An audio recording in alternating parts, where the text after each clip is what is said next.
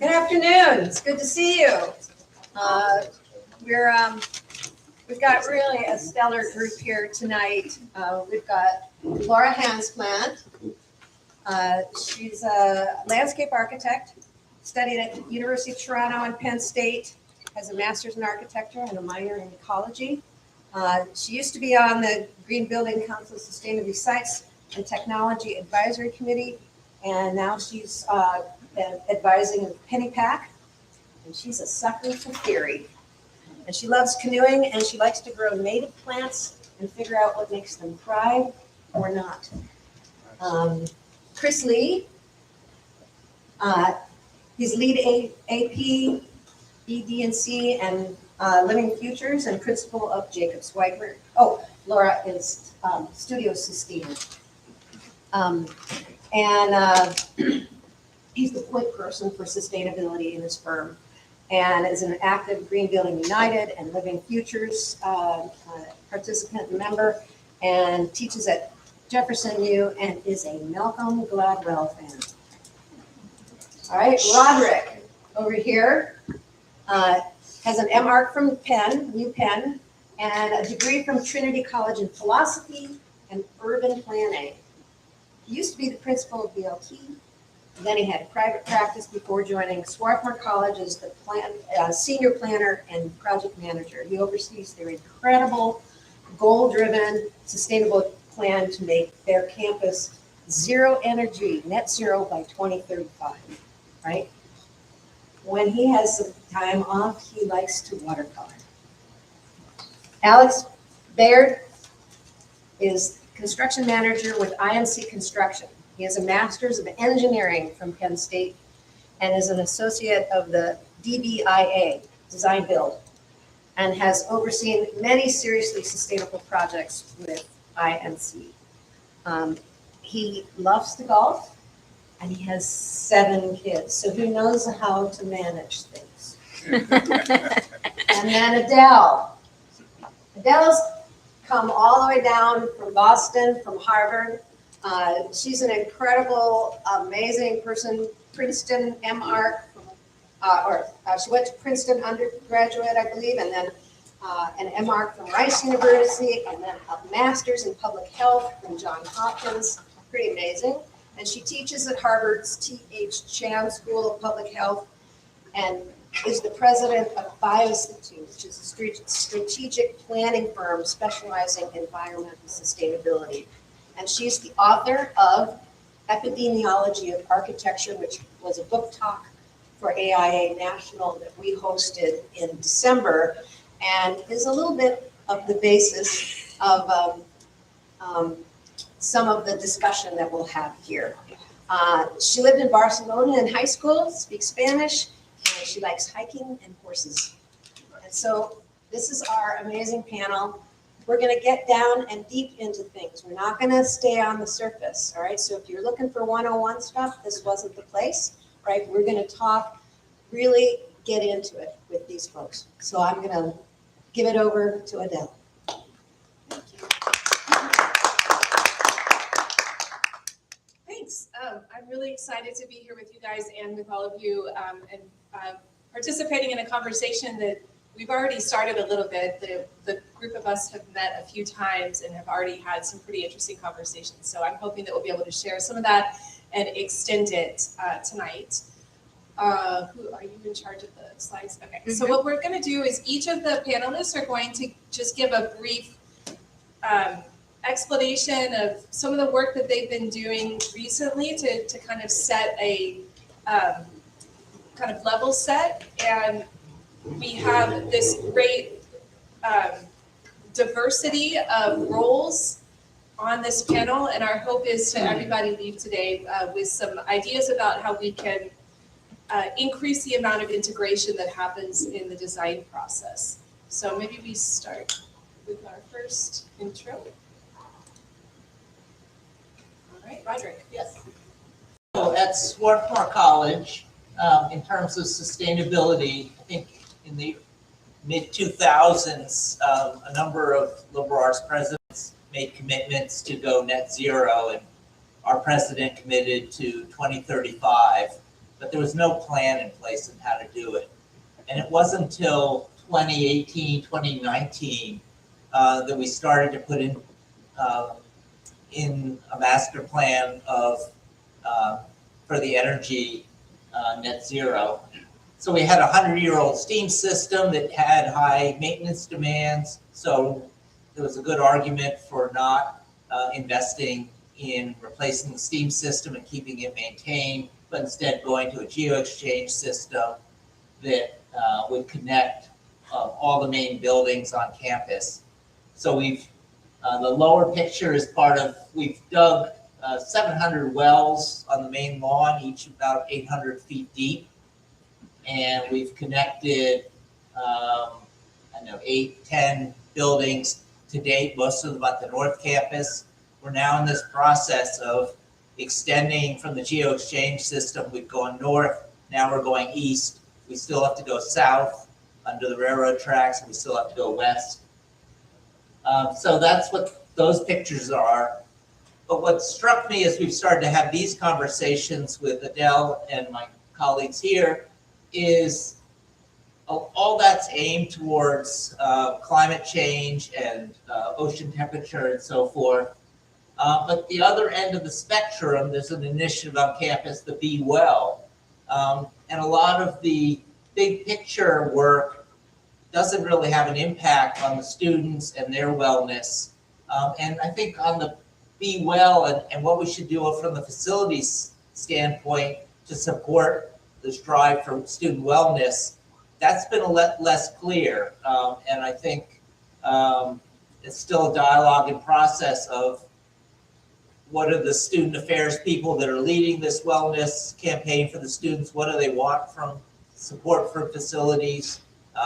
This amazing arboretum grounds that for some people that can be a wellness outlet, but the complicated thing about wellness is it's so individualized. So I'll leave it there. Our next slide. Yeah, this is me, Laura Hansplant. I'm a landscape architect. I also am cross-trained in ecology.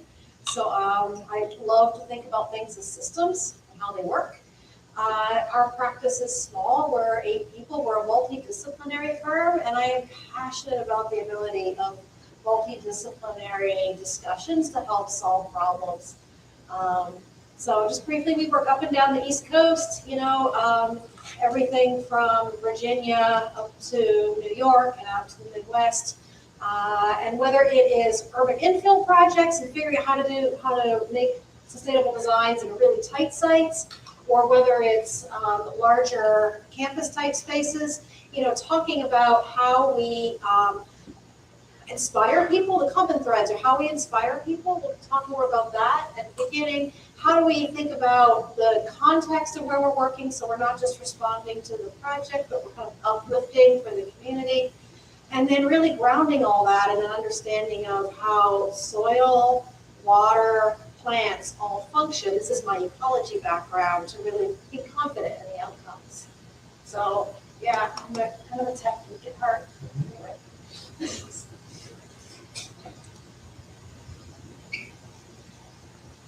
Okay, it's on. So Alex Meyer, contract manager, IMC Construction. I operate in the project executive role, helping lead teams. I put my education on here just to mention what some of the other panelists have, and Laura as well, about the interdisciplinary aspect of architectural engineering at Penn State. I'm very fortunate and lucky to be doing exactly what I went to school for, working with not just contractors, but anyone on the design team, from architects to engineers, landscape architects, et cetera. So I'm excited to talk about that this evening. On the next slide, you'll see IMC Construction. We have several offices in the Philadelphia metro area, going up towards northern New Jersey, reaching into New York a little bit, and then just recently in the last year and this year getting down into Delaware and Maryland. So we're excited about that. We are the largest minority-owned general contractor in the country. That's new for us in the last few years, and we're excited that we're over the 200 employee mark, which just means we're always looking for new people with initiative. Specific to IMC and my background with sustainability, once again, having experienced that in the academic setting, but now in the professional setting, if you don't mind going to the next slide. Roderick and I were talking about at my previous employer, I was part of the dining hall addition and renovation project at Swarthmore College, which was an incredible experience to take the history of the architecture at Swarthmore, but have this new modern facility there, but make it sustainable. You know, it's a mass timber structure, a little bit of a hybrid structure. You know, it has concrete foundations and a little bit of steel, but you know, it's a fully electric kitchen. So you can't see it in the image in the top left, but it has a full solar array on the roof. And you know, now I'm happy to be working with Laura from Studio Sustaina and others here, Kieran from Cicada, on the Westtown School, which we hope to commence this fall, which is a smaller version of the dining hall at Swarthmore, mass timber once again, hybrid structure with some steel underneath, but once again an all-electric kitchen. You know, that's a challenge, more for the design team than for us to construct it. But you know, a lot of contractors you'll see on their websites, they say green, they say LEED, they say sustainability, but I do like to believe that IMC lives it out in the work that we do and the impact we make on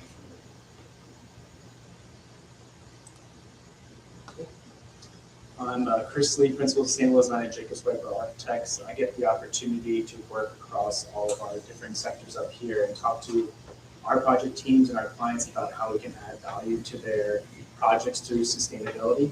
And I think one of the most interesting things about my job is I really have to think about the perspective of every room I walk into and thinking about how I can better adjust my language to align with how they think about sustainability based on the most of our work being science and technology based, and we apply that expertise across all these different projects types. Should I go on with the next one?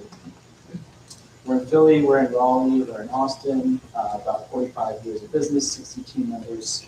But yeah, I love the challenge of coming into a project that I have no idea what this person is doing, what the science may be, and learning about it and helping apply sustainable strategies to, you know, I knew nothing about it day one, and being able to come in by the end of the project and showing that we've added value to the project and made it more resilient, for example. Great, well, so this is our incredible panel, and we're going to be talking about sort of some of the experiences that we've had, but also some of the changes that we'd like to make in our own practices and in future projects to see if we could work more coherently and as a unit across these multidisciplinary teams. And one of the reasons for this particular conversation is that how many people in this room have seen these prerequisites? These are new. About half. So LEED version 5 is out in the world now. I believe it's going to start being a requirement for newly registered projects very soon, if it hasn't already.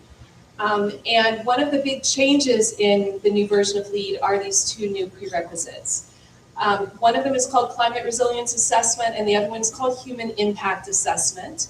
I was involved in both of them, but particularly the Human Impact Assessment, which requires teams to consider the social and economic and environmental conditions around the project in the surrounding neighborhood, in the community.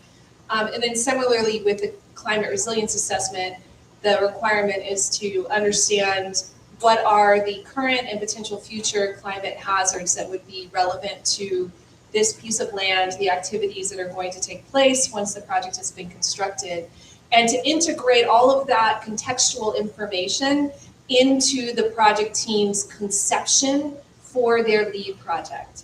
And so having spoken with staff and with some of the tags, I can tell you that the idea behind this is to try and slowly convert the sustainability process from being approached as a checklist and into being seen as a driving force for the concept of the design, which we all know has been a goal of USGBCs from the beginning through things like the integrated design process, but has been a goal that we haven't always been able to achieve in real life. And so I think the idea here is we're going to bring some data to bear, and hopefully that will help kind of frame those initial conversations with the community and with the design team. And so if you want to move to the next slide. So I'm going to kind of take a step back and explain sort of why is it that the industry seems to be moving in this direction of taking a more holistic and data-driven approach to the context where we're doing our work. And I'm going to start just by saying, I'm going to send my book around for those of you all who haven't seen it, just sort of as a show and tell. There is a webinar you can listen to on the AIA Code website that we talk specifically about the book, but these next few slides essentially come from the book. And so the idea here is that I started out, I'm a registered architect, I'm a fellow of the AIA.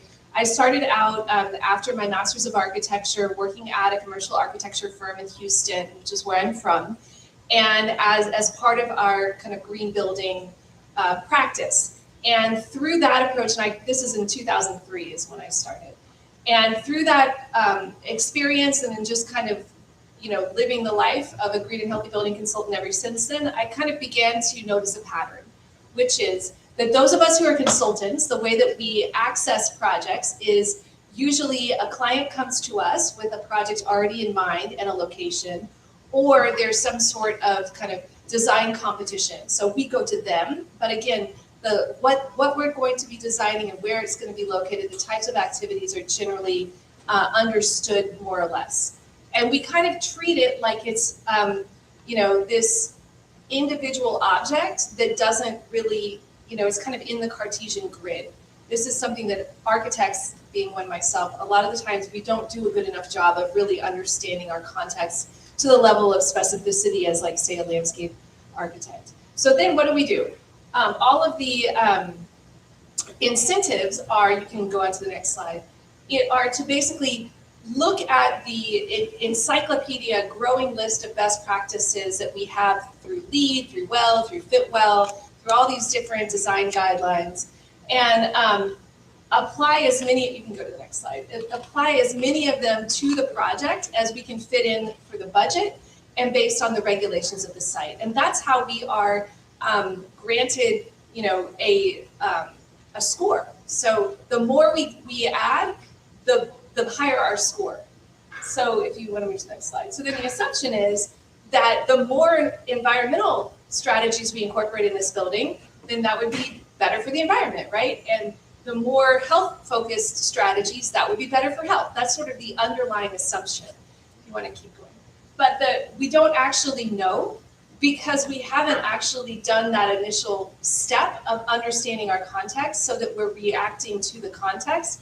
And these rating systems, even if we do that, are not giving us that recognition of having taken that approach.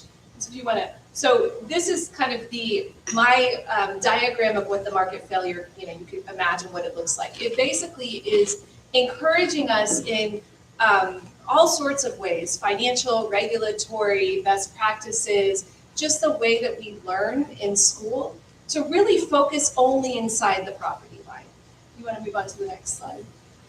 There's a famous kind of theorist around environmental, social, and governance financing, John Elkington. He came up with the CSR kind of framework, who came up with this idea of the green swan, which is the concept that if you're in a market failure in this capitalist system, the regulated capitalist system where we live, and you're finding that being inside of whatever you've identified as your boundary is not going to get you, it's too constraining, and it's not going to allow you to actually make change in a way that will function in our economy, that what you need to do is expand your boundary. So in this sense, I'm literally saying, when you think about your pro forma, you expand what you would incorporate into that pro forma, and you turn the property line into a place of exchange between the private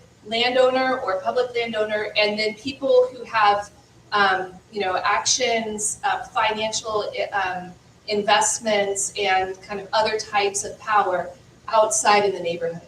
And so how do you do this? Well, we have access to a growing amount of data that's at the neighborhood scale, what we call the census tract scale, on social factors, on health status factors, and on exposures and vulnerabilities to different environmental hazards like climate change. And so we can incorporate all that information so that when we're explaining how we made the decisions to design something in particular, we can actually show measurable contributions to some of those larger systems. And so I'm going to give you an example of this. First, I'm going to give you the method. So the method is basically a two-step method. You take that neighborhood data that I was just talking about, and then if you go to the next slide, you after kind of creating an analysis, a neighborhood analysis, looking at the environmental and social factors, and coming up with a first round idea of what you want to do, then work with stakeholders to refine and ground truth, whether the data that you're working with makes sense for that site and that population. And then the last step is to develop a shared vision coming out of that. That is starting with data, but centered in a community. So here's the case study. So this case study you can both find it in the book. I think it's on page 235. But we also incorporated it into an AIA national set of case studies that are the AIA Climate Justice and Architecture case studies, and you can access them here on this QR code. This is a Santa Monica City Hall East. It's an extension of the historic Santa Monica City Hall. And this is showing you kind of the results of the neighborhood data analysis. So you can see here that we look at a whole bunch of different factors, and then we identify some high priority factors. So for the climate change factors, flooding and exposure to different types of natural disasters were seen as high risk for this neighborhood. Mental health and obesity, diabetes, and hypertension were health status issues for people living in that neighborhood. And then it's also a neighborhood with a high percentage of elderly and unhoused populations. And so understanding that those are some factors that this project might be able to address through the design is the starting place. Then you can move to the next slide. So then moving through a set of review of the literature, which you'll see in the book is kind of like there's this whole section in the middle that's yellow. What you can kind of, rather than trying to start your design with, say, 9 or 10 priorities, you can see how these different factors interact with each other and can lower the number of priorities, in this case to 4: disasters, flood-related injury and death, mental health, and obesity. Those are all priorities that particularly those of you who've worked with WELL in the past will be familiar with, as there are evidence-based design strategies that we could use to help address each one of these. And so then the question is, well, could we make use of the design strategies that we're also used to deploying on our projects to explicitly show how they are supporting these neighborhood priorities? And so the way the Santa Monica City Hall East did that, if you want to move to the next slide, and I'm kind of organizing this according to the people on our panel.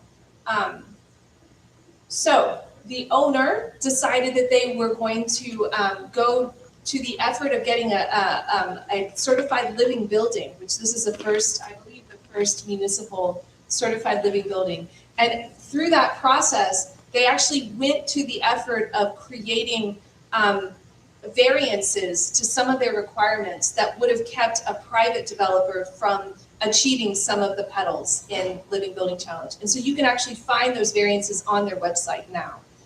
And that was part of the intention from the beginning of the project. We can go on to the next slide. Our architect was in charge of co-locating city services that had been in lots of different places in downtown Santa Monica into this addition, and creating an addition that was complementary to a historic and very much loved building. And so the idea through the architecture is to both make the experience of interacting with city government on a daily basis as being something that is a pleasurable experience where you feel like you are a welcome member of the community and that your government is working for you, but also that there was an aspect of beauty in making sure that the project fit in with and complemented the anchor building. Okay, so next is our landscape architect, who was in charge of achieving net zero water, which was a really big hurdle for this location because of a combination of a drought-prone site and also a lot of regulations that made it almost impossible that they had to actually change in order to make this happen. And they were also partially responsible for turning this project, which is kind of on the close to the bottom of the hill. If you think about Los Angeles, it kind of starts in the mountains and goes down to the ocean.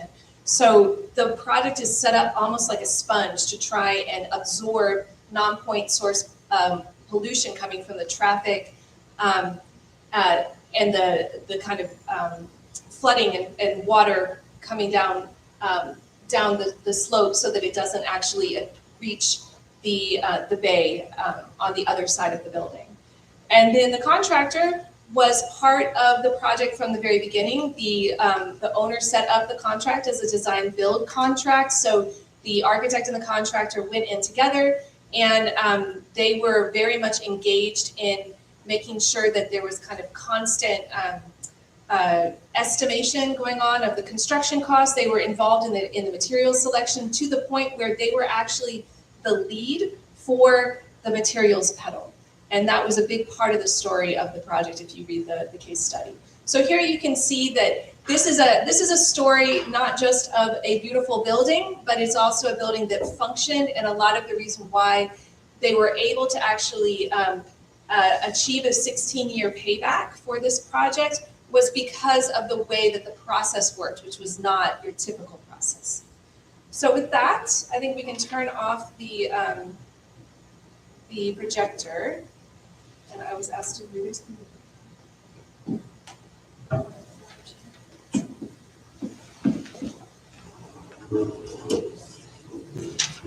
And my first question for our esteemed panelists is to just kind of give us your thoughts about that Santa Monica case study. What resonated, what seemed a little bit odd or might be a challenge for you to incorporate into your projects, anything that you've done in the past that kind of resonated that you'd like to share. Chris, you want to start just since you're... Yes. So when I was thinking about the case study, can you hear me? Good. Was I wanted to see the spaghetti diagram before we saw the nice finished one. Because it made me think about, they took a lot of time to set that graphic style up. They took a purposeful, it seems like, I'm reading their diagram to you, so it's like, but they took a really purposeful approach about how are they going to communicate to the client to make sure that they could get the ideas across. And then thinking about a public project where you have 300 stakeholders and how you actually get this information across in a way that your facilities all the way to, the commissioner on a public project, I guess, would be being able to get that information across to them in a way that they understood it. And I think it's interesting that they took that approach with some of our other projects where we present very technical information to them. And they like graphs, charts, the Excel, everything to back up, right?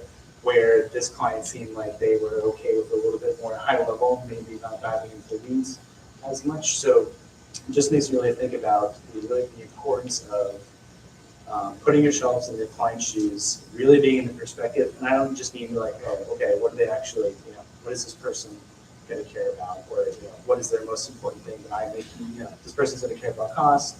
But, thinking about all those perspectives in your room, making sure you hit their points about what they want to hear, but make sure you're talking to the room from multiple perspectives. Just to give like a quick example, when we do like a lab or sustainability related, like a very scientific related project, we know EH&S is going to be in the room, the chemical people in the room, the lab tech people are going to be in the room. So we're not only talking about like sustainability from a motivation of let's save energy, let's get healthy materials, but we're talking about safety as like sustainability, which is like kind of a different way of thinking about it, but it aligns with that roots of how they think about, you know, what's important to them. You know, shut the fumeral sash, right? That's a good thing for energy savings. It keeps them safe. There's a ton of other examples in the scientific world like that. So yeah, that's my 2 cents on. They spent a lot of time on thinking about how to communicate the right way to their stakeholder group, not just at a superficial level, but it seemed like they really dug into it to make sure they were successful in communicating their strategies. And it got into the project and it didn't get easy. So. Well, that's great. And I just want to, everything you said, except the diagram, because I created that diagram. Oh, well, there you go. But yeah, everything else you said, I think it sounds very much in alignment with when I talked to them. Yeah, go ahead. Actually, what I was really struck by is just how much they achieved. Like going through this process, and I was reading about the case study, you know, they, for a public building, a civic building, if I read right, and correct me, Adele, they have a water harvesting system that treats water so it's approved for potable use. That's huge. Yeah. You know, they have composting toilets in a city hall. That's huge. So all these pieces, and I hear these ideas brought up on other projects, and they run into barriers. You know, how are you going to get approved? And, you know, I did one project with wastewater treatment on site, and it was approved as long as we had like a valve where we could just, you know, switch it on or off, and all the effluent, all the clean water from it went right into the municipal system anyway. So it was just a dilution factor. Whereas this project actually complete, like they not only drew the circle, they connected the dots so that everything could go around again, and I think that's amazing. Yeah, I think that's such a good point. And one of the quotes from my interviews with this project was the owner saying, we needed a yes person.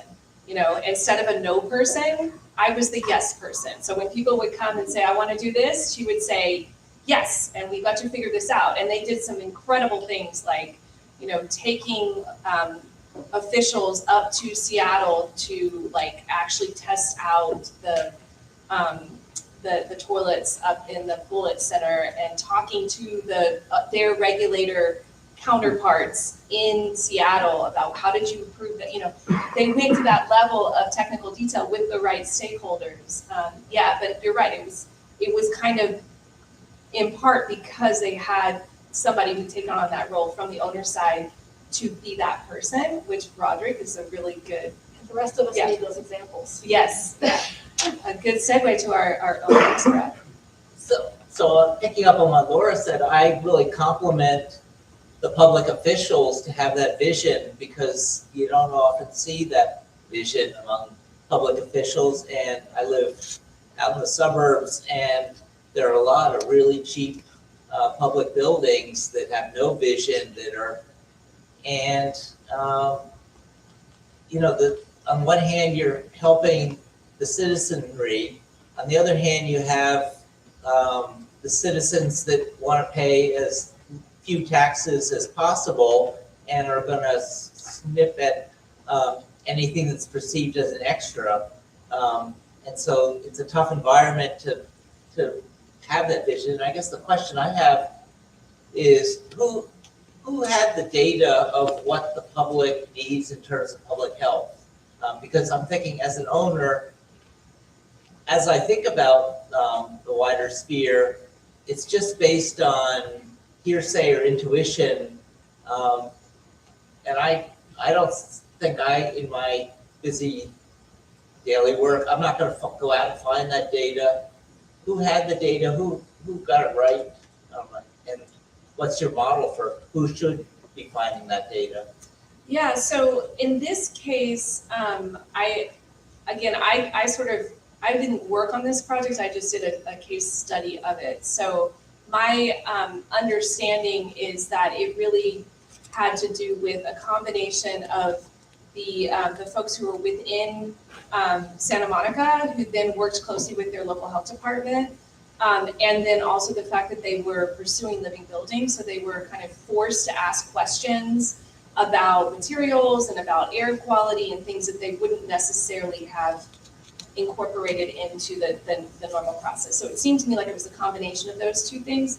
these two new prerequisites that I was sharing with you guys before, the human impact assessment prerequisite, I created a data dashboard that you can go access from the credit library that will give you the data. The next version of that will get you this entire diagram. I haven't quite made it that far yet. So what you have now when you go to that data dashboard is you type in the address and it'll give you that left-hand column. So it'll give you all the data points as well as the which data would be considered high priority as your first screening question. And then the idea is that you would then incorporate that into your design charrettes, into your initial conversations within the design team and with the community, and that would kind of move you in the direction of creating that kind of diagram. But thank you for asking That's that question. huge. So I remember to tell people about that dashboard. Yeah, because the idea is to make it easy to access that data. Those of you who also want the climate change related data, I can give you a separate URL that has that as well. Alex, what kind of stuck out to you? Yeah, so it may to some seem counterintuitive that a contractor would want to do design build because it's just not commonplace, especially in the private sector, right? But you know, studying or reading about that case study that you did, Adele, design build was employed, you know, perfectly for the textbook, right? The owner contracts with one party, the design builder, and that design builder almost all of the time is the contractor who hires the design team, right? So while we're taking on all of that extra risk of the design as the contractor, it serves the owner, the city in this example, so much better. So when you mentioned how the contractor became responsible for the materials pedal, that's great. It beats the current and prevalent design bid build process where you go through schematic design and you have a budget. You go to design development and the materials may change and you're over budget again. And then you do that in construction documents and it prolongs the process, which wastes time and money. And you're asking the architect for new materials, you get a new one back, you price it, it doesn't work, and it's just this back and forth, right? Well, when you know what the owner's budget is, you know what their schedule constraints, site logistics, you mentioned how the landscape architect worked on that specific site and treated everything. We're able to get to that solution quicker in the design build structure. So just a way IMC helps employ that on our design build projects. We have a really interesting one for a client in Delaware right now. You were mentioning lab work, Chris. And we use the software Assemble. I think it's part of the Autodesk suite where we're able to take the design model and we can tell you whatever the square footage, square area, linear footage, whatever, of any material on the project. And if we know that we're not hitting the sustainability goals with the right materials, we can go on that model, figure out what the quantity is, and immediately adjust the estimate. You mentioned that contractor was constantly updating the estimate or the budget throughout the process. And that's what we're able to do as well in the design build structure. And when you're able to get that feedback to the client almost real time, whether it's based on historical data from your other current projects, or based on our relationships with the subcontractors, and we can just pick up the phone in the middle of the meeting.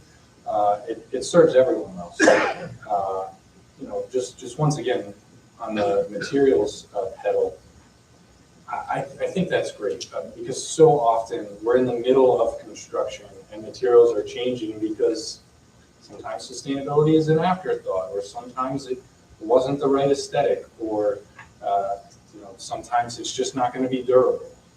And it's a dream really for a contractor to be able to participate in a project like that, even though once again, taking on that extra risk might seem counterintuitive. It's something we welcome. When you can get, it's more prevalent in the public sector, of course, design build, but you know, we have plenty of the private sector clients who they've bought into it. They know that you save time and you save money when you hire us early. That's great. One of the things that the contractor told me was that, again, sort of why were decisions being made, right? Well, the Living Building Challenge was a big part of it, and when you would go in and start realizing how hard it was going to be to you know, find materials that would meet the red list, that everybody just started talking about how can we just get rid of materials, like just whole classes of materials, can we just remove them? But again, that's where the design comes in. You have to make sure that it fits into an aesthetic that people are going to see as welcoming, right? This is a municipal building. You don't want people to go in there and have a sense it's very cold and like, you know, like a warehouse or something like that. So they found a way to find that balance. To your comment about how we can open up this conversation to more private sector developers and landowners. Roderick, I know that you had that as sort of a question in your mind. Do you want to kind of think a little bit more about that with us? And I'd love to hear others' thoughts about that too. Sure. I guess what I was thinking about is with the example of Santa Monica City Hall, I mean, a public entity has the public interest as part of their mission. So that's easiest for them. Sort of in concentric rings, then institutions have their mission and their people they serve. So like Swarthmore, the students come first and then the staff and faculty, but then we also as an institution care about the borough of Swarthmore. But then a private commercial firm or developer turnkey project really looking to make a profit, and there seems less baked in interest in the broader community. And so I think factors that can nudge or stronger private entities to think about the community. I mean, the certification systems, it's great they're moving in that direction. A lot of private projects are not built by right and need variances. And so I think if public officials and citizens are more aware of what to articulate in terms of community health priorities, that's an ask. That's something you can use as you're bargaining and allowing them to build an extra floor or whatever the variances they're looking for. Just one more thing. As I was thinking about this model in terms of Swarthmore College, I mean, a lot of what we do does help the borough of Swarthmore, but the borough of Swarthmore is pretty well-to-do citizenry residential area. So maybe in terms of public health, it's an older population. We certainly provide free access and walking on the campus, stormwater management in terms of the adjacent. But what's of more concern is the city of Chester, which is a little farther away, where there's high unemployment, high poverty. A lot of the region sends their trash there to a trash to steam plant. And so we've tried to think about how we could help Chester in terms of minority contractor hiring. It's a challenge, but I think that's a nuance of the model that the immediate area and their public health may not be the most needy in the area. No, that's such a good point. One of the case studies in the climate justice cohort is the Stanley Center for Peace and Security. It's also a living building, and they, to get their water pedal, they actually paid to upgrade the laundry in the next door building, which is a homeless shelter and sort of jobs center and food bank. And so that's an example where they were kind of like, well, we could do stuff on our property, but actually it would be better to be a good neighbor. And they were able to, speaking of variances, get a variance from Living Building Challenge to do that. So it's great. Thanks for making me think of that. Anybody else have thoughts? Yeah. I was going to touch base. I love that question when you asked it to the panel before we were here today about what's the motivation for a private developer to do sustainability, right? And I didn't mention it on the introductory slide, but the first project I completed at IMC a few years ago was a 5-story mass timber office building in Newtown Square, built for a private developer that very much has a reputation in the industry of being a great developer, but they're in it for the profits. That's why they exist. But even before COVID, one of the managing partners there had an idea of why do people go to work? What would make people want to go to work? And I think he was at a trade show and he saw a mass timber structure and he said, oh, I got to build one of those. I got to find the right time, I got to find the right place. And, COVID happened, so it kind of put his idea on pause. And when we were coming out of COVID 2022, everyone was starting to come back to work. And he said, okay, now's the time. Of course, you need to find a tenant to help, which he did. And it was a healthcare tenant. And his whole idea was, how can I get people to come back to the office? And it was mass timber. So to everyone's point here, it was, how can we serve the community via design? And, if more people had that foresight, I guess I'd say, is, it increased his rent. So he still had his profit that he was looking for, but it was able to also bring other projects to an entire retail development, we'll call it, with a strip mall, with all the shops, all the restaurants, wedding venues, hotels, all because people wanted to work near, shop near, or stay near this facility. And it just had that spiral effect, which I thought was fascinating. Going back to the 285 credits, I think in some limited experience with doing some research on those, I think I realized that, or I think a lot of people probably realize that they have bias about regions that they're familiar with. And doing some of the research on that, we found that a region that we thought was very well-to-do, like Roger was mentioning, is actually economically disadvantaged. The census data shows that. So I think by doing that research, it can help us break down our preconceived notions or our bias about areas that we're working in, because oftentimes we're working, not downtown or outside of Philadelphia or something like that. But being able to opening our eyes wide open and not having those preconceived notions as we're going, to learning about a new place, the same you would visit a city and walk around and get lost, right? So it was really eye-opening to realize, hey, this is I have a cousin that lives there. I'm like, oh, this is an economically disadvantaged area that we're trying to do a project and we had no idea until we dug into the research. So.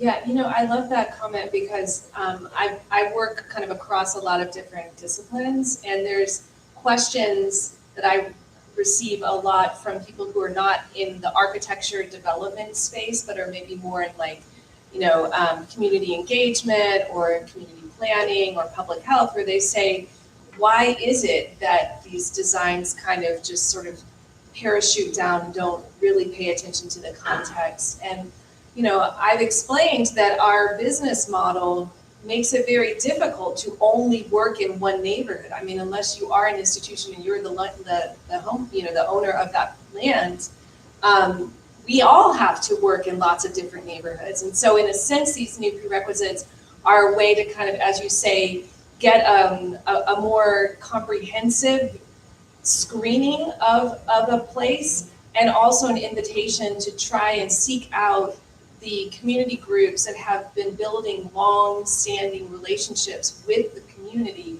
and learn from them, and then combine, as you saw, that kind of two-step process, combine the data with that local knowledge to create something that is of the place and also unique because you brought in that particular design expertise and development expertise. Yeah, Laura, I've seen you've been wanting to answer. Yes. Yeah, it's a great conversation. Great.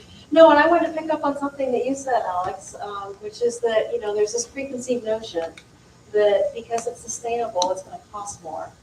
And, you alluded to this, Adele, that there's going to be, there's a tendency to think about, like, how do we add more stuff on? How do we do more? And I think, the power of the integrative design is to find the alignments between what we want to do and what we need to do. And I'm remembering a conversation with a developer up in Hoboken, and I said, well, I could see already that there was going to be potentially, with everything everybody wanted to do, we were going to be like talking about like what got paid for and what didn't. And so I said to the developer, like, what do you really care about most in this design? Like, of everything we've talked about, what gets you excited? And he said, it's the internal street. I love that placemaking, internal street in this property. And it's the elevated park. I said, great, we're going to put all of our energy there. And let's figure out how we can make those two things, do all the work we can, in this case, for water management. You know, and rather than spend money on a big underground detention basin thing, and then have that cost a lot of money, and then be spending money on landscape, discretionary landscape, and talk about who was getting budget, let's just line them up. And then you're paying for what you have to do anyway, but you're gonna like what you get. And so it's not about doing more, it's about getting more out of what we do. That's great. So, How much time do we have? I don't have a watch. so We're I at just- we're at 6:30 right now. Okay, so is this? We can keep going. I feel like Do you we're wanna getting. Open up to questions? I mean, I have more questions here, but do you want to open up to questions? yeah. Does Yeah. anyone All right, have let's open up to questions? questions. We made it through most of these anyway. If you want to ask question, let's get up here and ask the question close up if that's okay. I can hold you. I guess I just looked like I had a question. I did have a question. So, apologies, I haven't read your book yet, but this was a great conversation, and I was really struck by the idea of widening the circle from the beginning. And the thing that occurs to me is with the idea of environmental justice and maybe communities with less resources bearing more of the brunt of the problems that we're bringing into the circle. It seems like the critical aspect of that widening the circle idea is bringing more problems in, but also capturing more available resources. Because I feel like a lot of the times what stops us from employing green strategies is it's not in the budget, right? Do any of you have any examples of widening that circle and finding more resources in the course of doing that?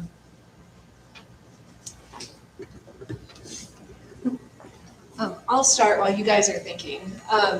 I'm so glad you asked that question. That was actually the basis of my dissertation, was trying to figure out if that was possible. And basically, I feel like a lot of what we've been hearing already sort of shows the beginning of that. I'm working on a project right now where by doing our health situation analysis of the neighborhood and the property within that neighborhood, we were able to demonstrate how some civil engineering that we needed to do on our property would be beneficial to the watershed department and also to the parks department. And so we were able to make the argument that some of that capital outlay should be sort of displaced, or that we should receive funding that otherwise we wouldn't have received. One of the projects under my dissertation, the developer needed a rezoning of some land from single family to multifamily. And through the conversation of this kind of 3-step process, what we ended up with was a set of community members, private developer, and the local officials all going to the planning commission and saying, number one, we all want to rezone this property, which none of the community wanted to prior. And also, we think that this neighborhood, which is a low-income, historically African-American neighborhood that is highly regulated from a historic perspective, should be moved one notch down in terms of the historic overlay, and that we should, rather than having rebates to pay for upgrades to the homes that will be both energy efficient and historically accurate, that we should use the land bank to provide no interest, essentially grants to those homeowners. But those types of conversations wouldn't have happened if you hadn't, as you said, kind of expanded the conversation beyond just rezoning that one piece of land. I have 2 examples. Yeah. One was told to me, it's not my project, but it stuck with me. I visited Providence, Rhode Island years ago as a young designer and met with the architect who was responsible for shepherding in the whole waterfront revitalization, the Riverwalk. And they had these pedestrian bridges over the river. And he said, I had this vision, in this case, for connecting the communities on either side of the river, but no one wants to pay for a pedestrian bridge. Where do we get the money? He said, so I wondered, where is what are they funding? They're funding utility crossings. So he paired a utility improvement project to get utility crossings across, and he said, it's not that, once you pay for the actual crossing of the utility line, it's not that expensive to put a little pedestrian bridge cap on top of it. That was so smart. So look, where's the money? Know where the money is. And the other is, I think, to understand it's like chess. Understanding the permitting world and the financial world and saying, like, we have a parks project and we wanted to green the park. But if we remove too much asphalt, we would trigger stormwater regulations, and then the project would have to pay for stormwater improvements, and that was gonna cost more than we had a budget for.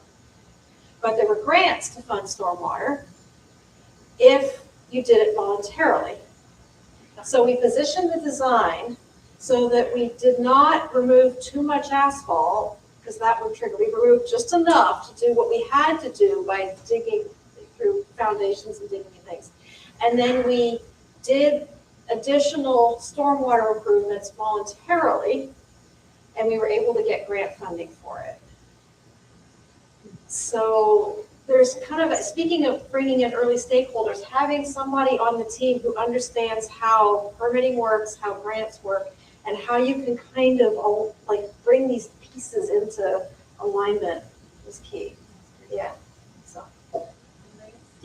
But in response to your question, I'll go back to the mass timber office building I previously mentioned. Is when that developer wanted to place it in the suburban location that they did, in order to build a parking lot that would meet the code required number of parking spaces, they would have exceeded the impervious coverage. So the simple solution was, okay, build an underground parking garage, right? Unfortunately, they didn't build a park in place of where the parking lot would have been, but in true developer fashion, by pairing the mass timber structure on top of this underground parking garage, the foundations could be smaller because of the less weight of timber compared to steel and concrete. This is a full timber building, columns, beams, decks, shafts, etc.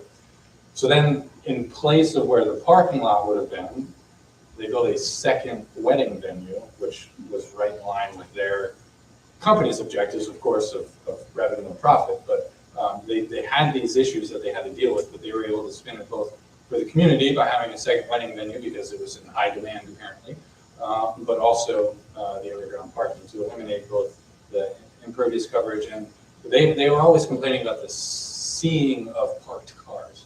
So putting them underground made everybody happy. Does that answer your question? I have a very quick one. It's a project that I wish we won, and I want to be working on right now, but it kind of exemplifies this, is project for Coastal Carolina, City of Coastal Carolina. They were having, down there they have problems with water quality because of all the fishing and maritime activities there. So this city was going to build a lab. They don't do their own water testing. So they were going to build a speculative lab to house the company that they paid for.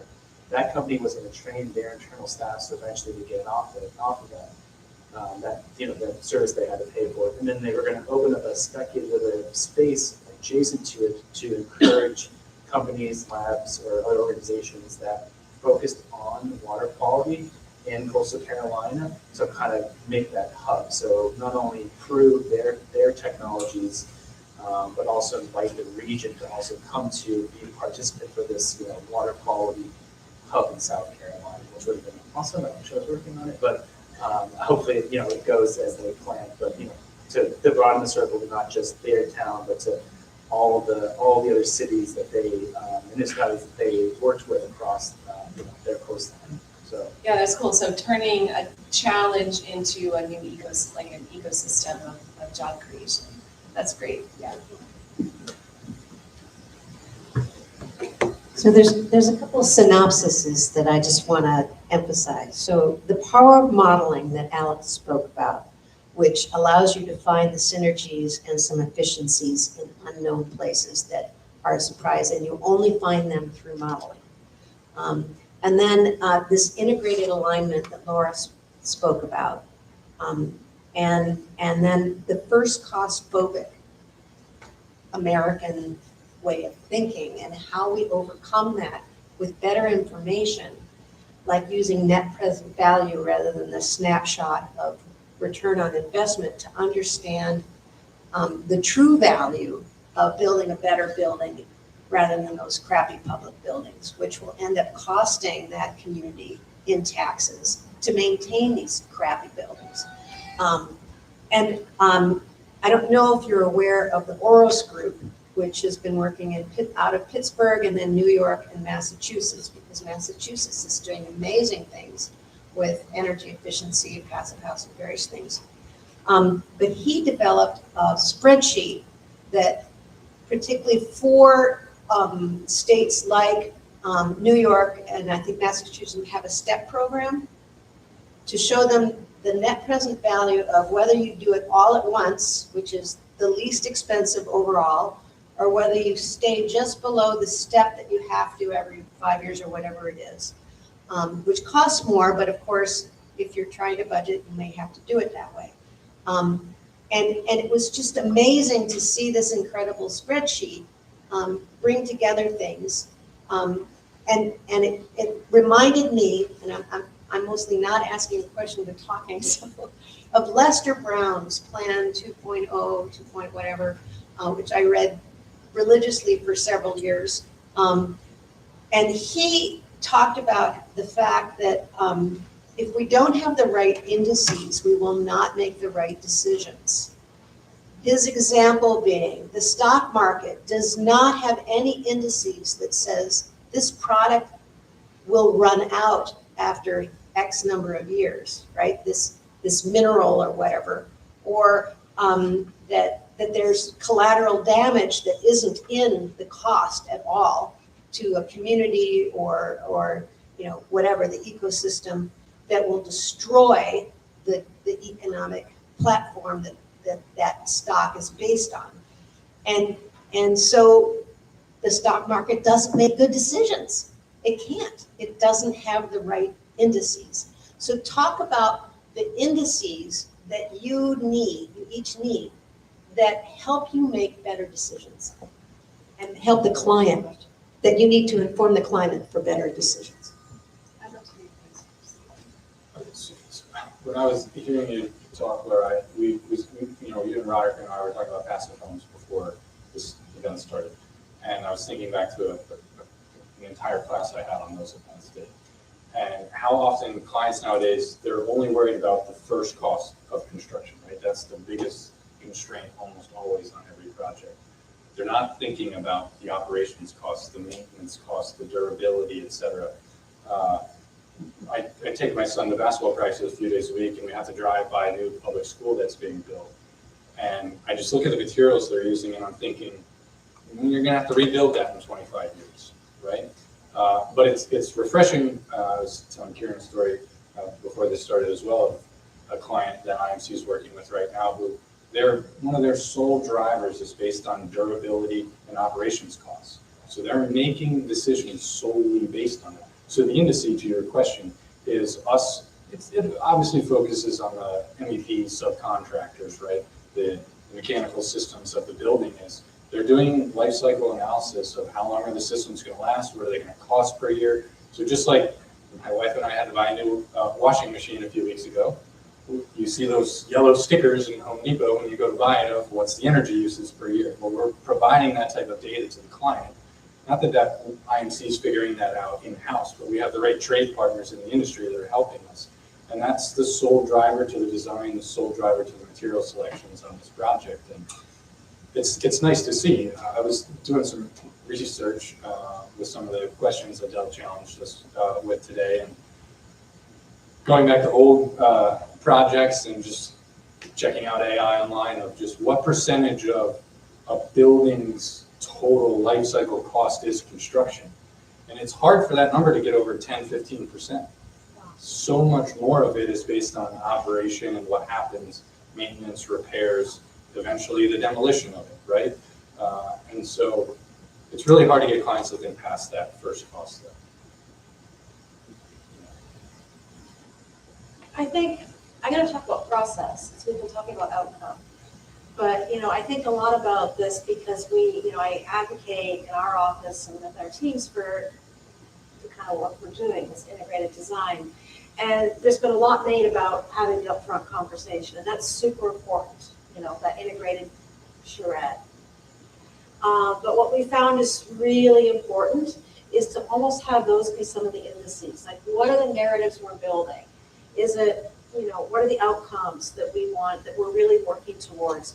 And let's document those. And then I found that we all actually have to remind everybody at every step. We can't just do it and sort of set it aside, say thanks. We have to bring it out, and at the beginning of every benchmark meeting, before we present design progress, say, okay, remember, here are the outcomes.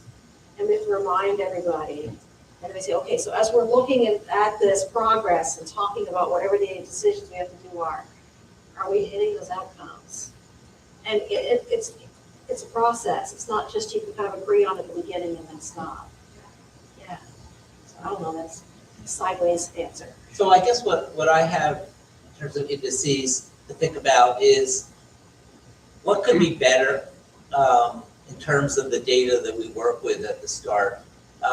So for example, we talked in our preparation meetings about value discussions at the outset, and what are the values of the project.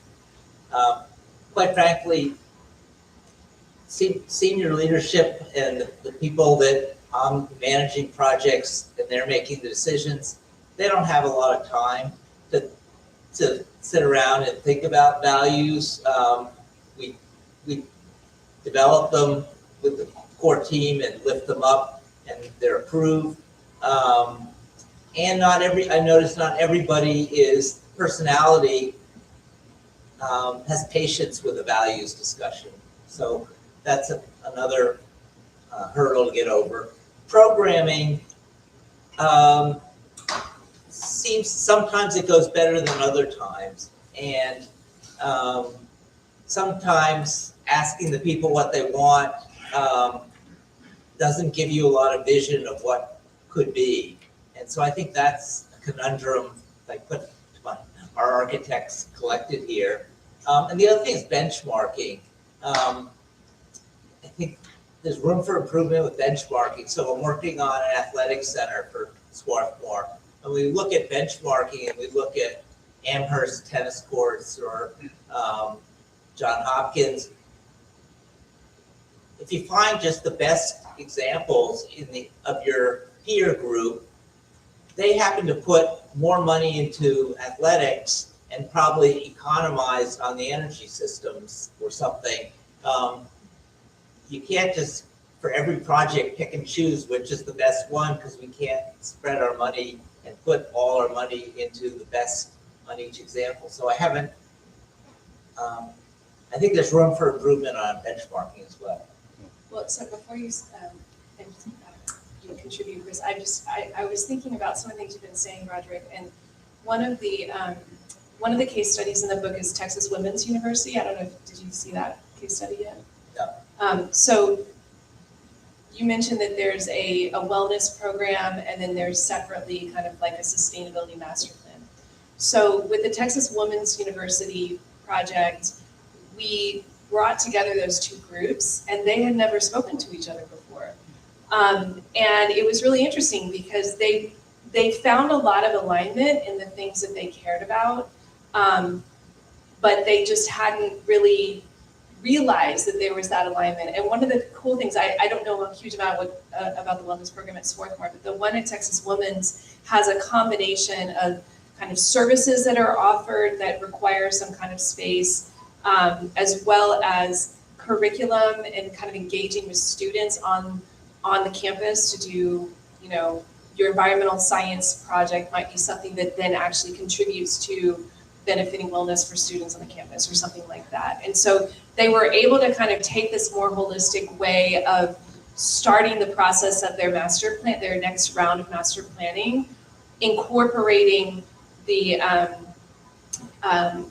demographic information that we brought to the table through the health situation analysis, and linking that over to the environmental exposures that they were experiencing on that property and then in the surrounding neighborhood, which is where a lot of the students come from. And so then they were able to kind of weave them together in a way that they hadn't done in the past. So I just lift that up as an example of something that, sometimes you find that there are parallel things happening that if you just brought the two groups together, then you might find synergies there. I'm thinking of a project that we worked on. The client had very clear sustainability goals, which was awesome. She come to the project really know that. And they had a target for operational and embodied carbon that was a single number. And it was interesting over the course of the project to, as we were getting models and as the energy models were coming in, to see how, one's big, one's small, but as we looked through optimizations, we were able to get the embodied carbon down, we were able to optimizations and that, but kind of looking at that number as a single number instead of two separate numbers was a really interesting way to, have to think about the project. We pitched mass timber, they were a lab client, so unfortunately that would have been great. But I think it's an interesting, we don't need another metric, right? No more measurement metrics, but working through a project that had a single number for both operational and embodied carbon, I think was a unique challenge and helped us look at both sides a little bit differently, knowing that this number is this number no matter where you get the reduction. So unique, would you support doing it and advocate for it in other projects? So I mean, it makes sense because a ton of carbon is a ton of carbon wherever you get it. Right. And when we were looking at what's our insulation, we're trying to get foam out, right? So, but that was much better in the energy model, right? So the number helped us actually also look at those trade-offs and design what I knew that was a thing, but when you see it showing up in the number, it's a very different. We're constantly looking at those numbers and trying to get both down, but they're both competing in some cases to find that that right balance. We did hit it. I think we were like point something. We were very, very close, but yeah, it was a very unique way, and I would definitely do it again. That's neat, a nice kind of response to Alex. I think I'll just answer real quickly that the AIA Climate Justice Project started as a set of literature reviews and subject matter expert interviews that we turned into a taxonomy, which you can also see up on the website, and then use those case studies to both validate and sort of revise it, and kind of illustrate how a project team might pursue the taxonomy as part of their design process. And the next step, my hope is that the next step would be that it would be overlaid onto the Framework for Design Excellence as a way to contextualize the metrics that we're asked to provide when we submit a project, either for the Code Top 10 or for the a design award, so that we're making sure that the metrics that we're using are responsive to the health and social and environmental needs of that place and of those communities. I think this will be one last question because we're running out of time.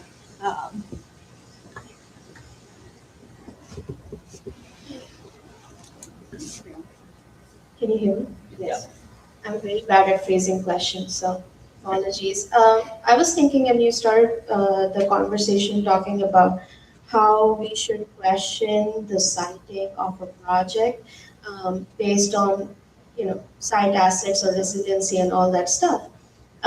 My question is more about like the lead boundary itself. I struggle with a lot of projects that I'm working on where I see like the lead boundary is the project boundary, and then I'm thinking like projects are not necessarily, should not be treated as systems.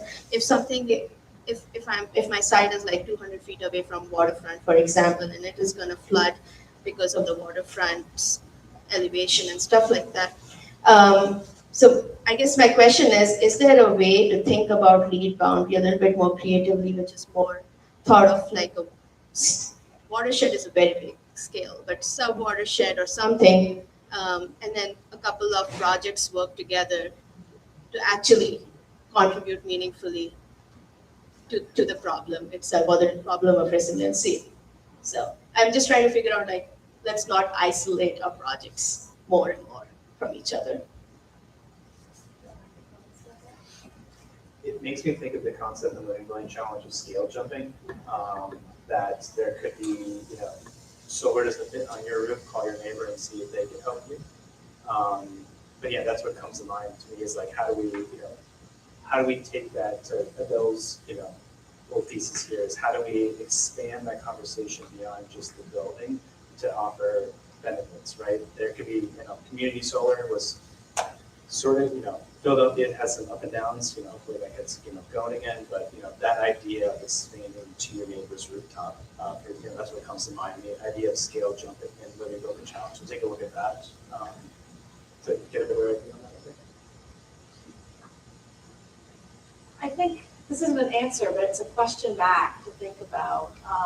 I think it would be interesting to be able to overlay like what we can do with the site with planning tools. And I'm thinking, for example, about there is a planning overlay for preserving the aquifer and open space around Toronto that represents agriculture and aquifer and groundwater recharge. That's something that can only be addressed at a planning scale. And I wish we had more tools to have those conversations on this side of that border. I wonder whether there might be opportunities to have, especially with all the AI we have now, to have dynamic planning overlays, where you could have incentives that change. Like if you could get, there's a concept in ecology about in landscape ecology that says that it's not just if you look at a single action, it matters where they occur in space. And if you have something, an intervention that happens, suppose you're cutting down some forest to harvest timber, it happens in one place, it happens in another, it matters, it makes a difference whether or not they occur in the same place, side by side, or whether they're scattered like polka dots around. You get very different results in terms of the impact and the consequences. And when we think about how we can make change in our landscape, wouldn't it be interesting if we could add tools for ourselves so that we could be intentional about whether or not we incentivize interventions or things by clustering them or dispersing them? And we kind of get at that with some of our overlay districts and planning, but it would be interesting to see if we got a more dynamic tool. Like that would be so amazing because it could have a life of its own. Yeah, no, I totally agree, and I just would add to that, people. I think that is, to me, as somebody coming from public health, that is the missing conversation. We talk a lot about how what we're going to do makes a difference to the ecology. We need to talk about how do we cluster our interventions in neighborhoods with at-risk populations. Why is it that we need to build, certain like elementary schools in a certain way? Because that is a vulnerable population for certain types of exposures, right? They also are located in an ecological district where there are systems involved there where you would want to incorporate that too. So I completely agree with you. I would just add people as another component to this. So yeah, I think that's great. And to answer your question directly, I've been doing research on your question for a long time and trying to advocate to the U.S. Green Building Council about regional priority credits, and that they really ought to be more like specific to the site, specific to the neighborhood, and that would be a way to maybe, I don't know if the answer is to change the project boundary, but if you can demonstrate that what you're doing is creating an outsized positive co-benefit, I think you should get more points for that than if you did another LEED credit that isn't providing that level of benefit. So that's sort of the direction my research has been heading. So I love to hear the question, and I'm always open to collaborators. So if anybody wants to talk with me afterwards, I'm looking for collaborators. And I just want to, I know we're over, but just thank you guys so much for inviting me here. I know I'm not from Philadelphia. I've learned so much from my peers here, and also from the webinar that we had about the book a few months ago. So just really glad to get to know all you guys in Philadelphia, and really glad to be here, and loved